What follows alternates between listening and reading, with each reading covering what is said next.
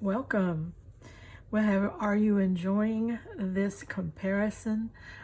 Slow stitching styles. We've done the first three. We've got such different looks using the same pattern.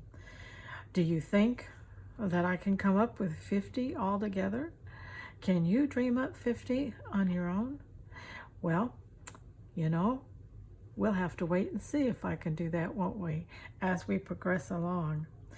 But looking at styles is a wonderful thing because it grows our creativity. In a few minutes, we're going to look at the next style, which is coastal.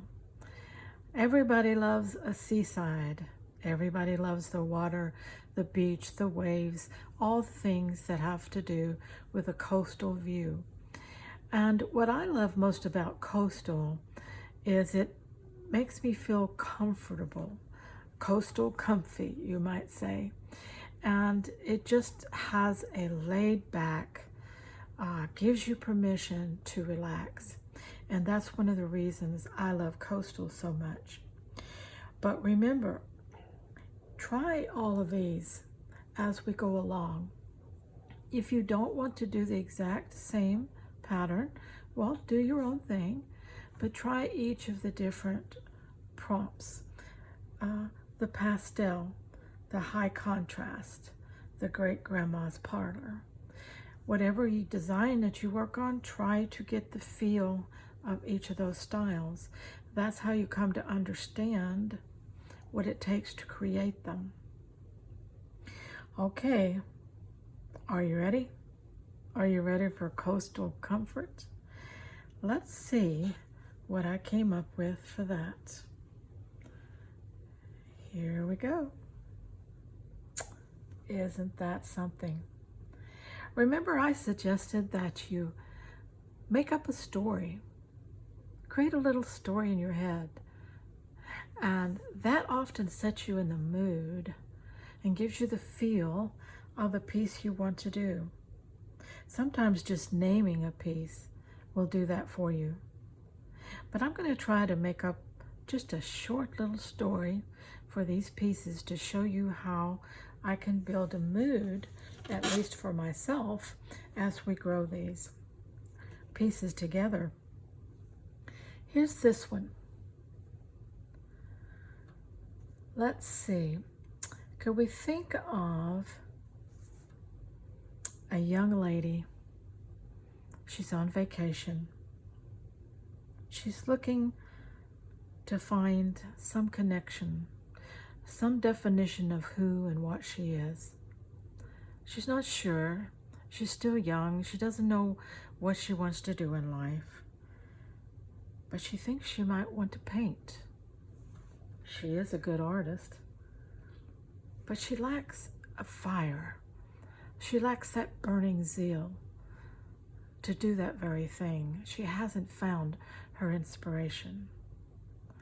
So she decided to come to the coast and just spend a few days quiet alone and see if something would spark.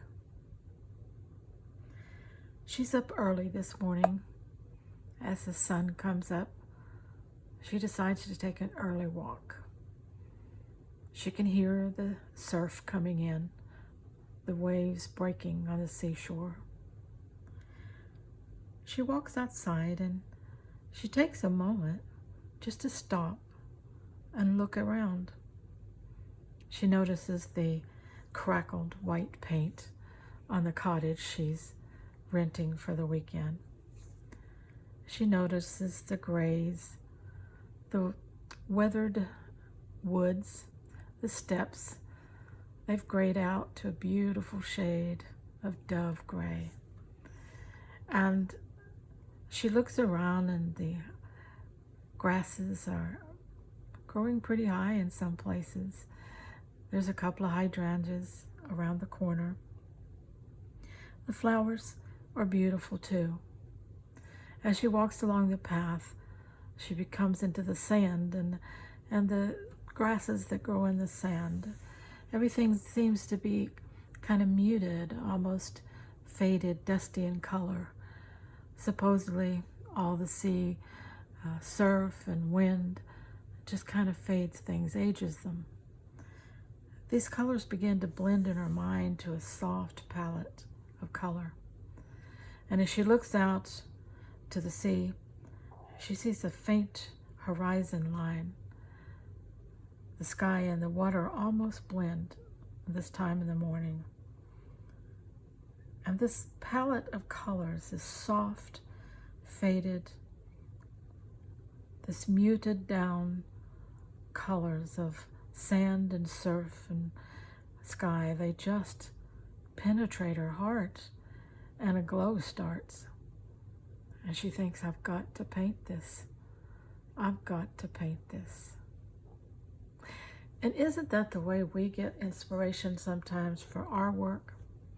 Something seeps into our heart, fires us up, and we've just got to make it.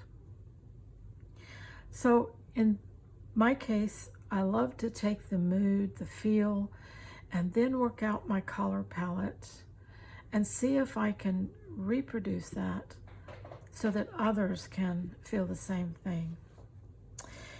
My background here on this was just a white piece of fabric, and I used Inktense pencils or watercolor pencils. I lightly gave myself a water horizon line here, little bit of blue and white in the sky, a little bit of sand color down here, and then of course our flower pattern.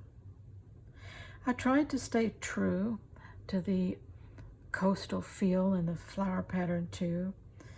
This dusty rose, kind of a faded rose, weathered looking like it might have been out in the sun drying on the clothesline for a while. The crackled looking colors in the leaves like the crackled white paint from being weathered. And these sheer little flowers, delicate little growths around the seashore. A little bit of grassy yarn here. Just very, very simple, yet it completes the coastal feel. And it does give us that Cape Cod look, that seashore look, that coastal feel. It would really look good in a cottage by the sea, don't you think?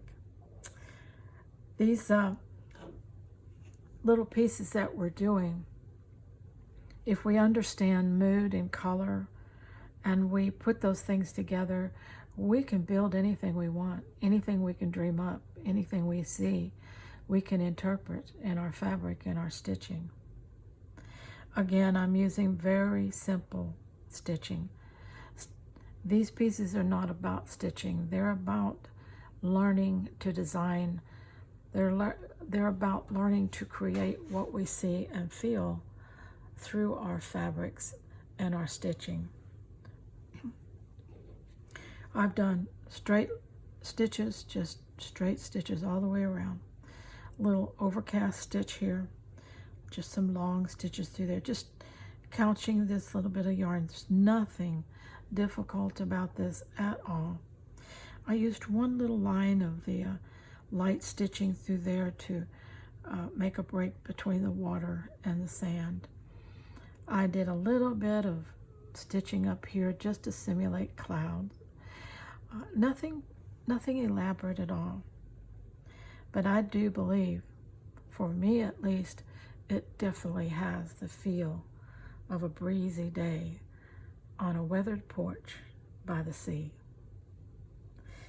I hope you enjoyed this, and I hope you can see and are beginning to feel what it means to design from what you know and what you're inspired into a mood, into a color palette, into fabric and yarn choices, and then to come out with whatever it is that you want. What are we going to be doing next time? We're going to be doing a shadowed jungle secret. Oh, that sounds interesting, doesn't it? A shadowed jungle secret. You're going to have to stay with me. Until next time, please Stay scrap happy.